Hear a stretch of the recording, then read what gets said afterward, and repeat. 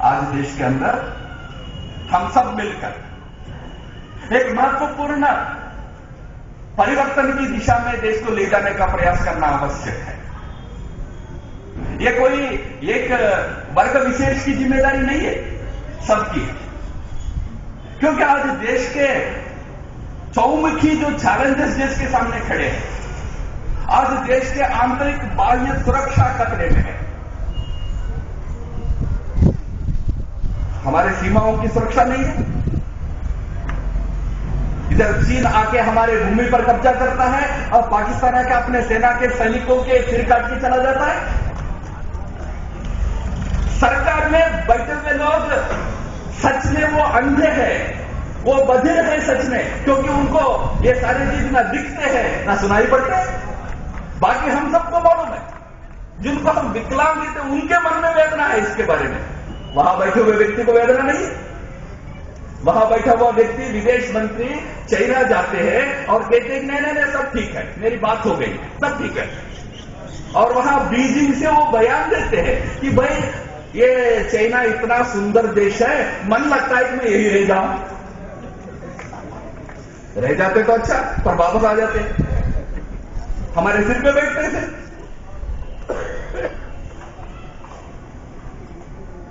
तो ऐसे लोगों के हाथ में देश की सुरक्षा है, देश के सुरक्षा का खतरा है। देश के अंदर आतंकवाद आज पनप रहा है, एक जिहादी आतंकवाद भारत के अंदर पनप रहा है, माओवादी आतंकवाद भारत के अंदर पनप रहा है। भारत के समाज के अंदर ही जो विषमताएं हैं उनके कारण एक हिंसावाद बढ़ रहा है।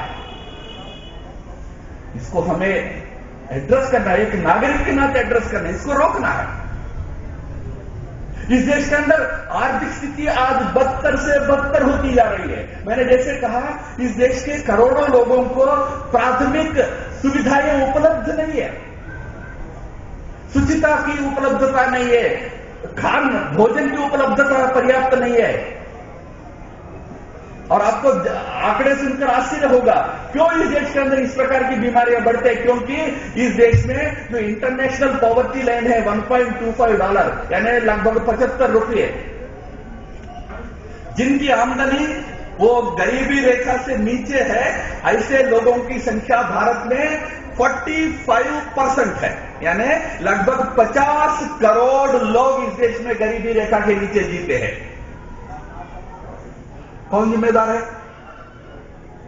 इतने वर्ष शासन चलने के बाद इस देश के लोगों की गरीबी हम दूर नहीं कर पा रहे हैं। एक झूठे वायदे होते हैं, झूठे स्कीम्स होते हैं, गरीबी दूर नहीं होता। तो इस देश की आर्थिक स्थिति, इस देश की सामाजिक ताना बाना, इसको तोड़ने का, इसको विघटित करने का सब प्रकार के राजनीतिक प्रयास होते हैं। हमको माइनॉरिटी मेजॉरिटी के रूप में तोड़ने का प्रयास होता है। एक देश है, एक समाज है।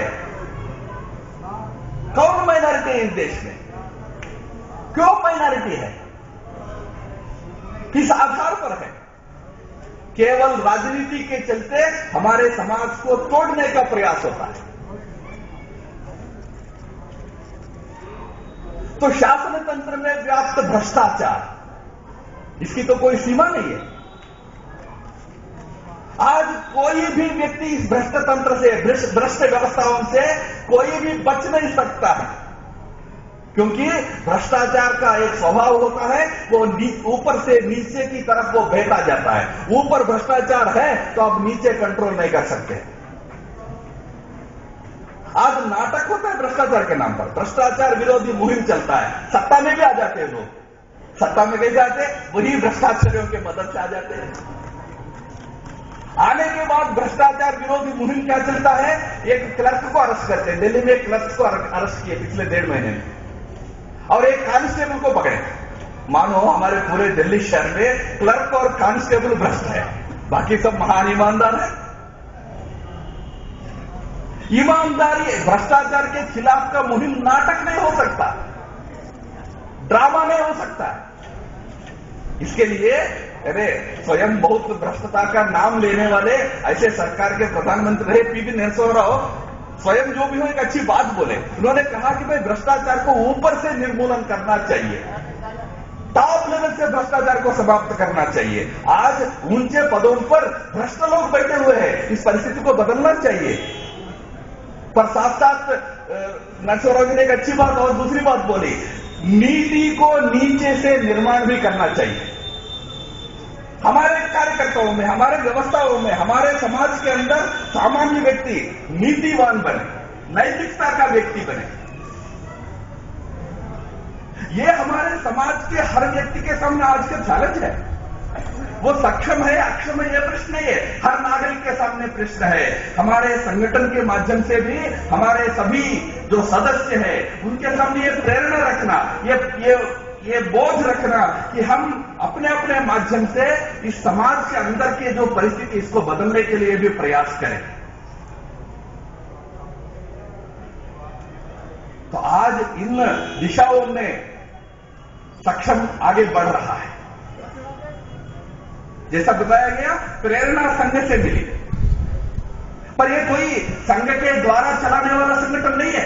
यह तो व्यापक समाज का समर्थन लेकर सबके सहयोग से, और उसमें जो स्वयं शारीरिक दृष्टि से जो लोग अक्षम है ऐसे लोग इसको चलाए, और साथ साथ अन्य समाज के बंधु भी सब मिलकर इसको चलाए। हम सब मिलकर इस देश के अंदर एक तो विकलांगता को कम से कम करें।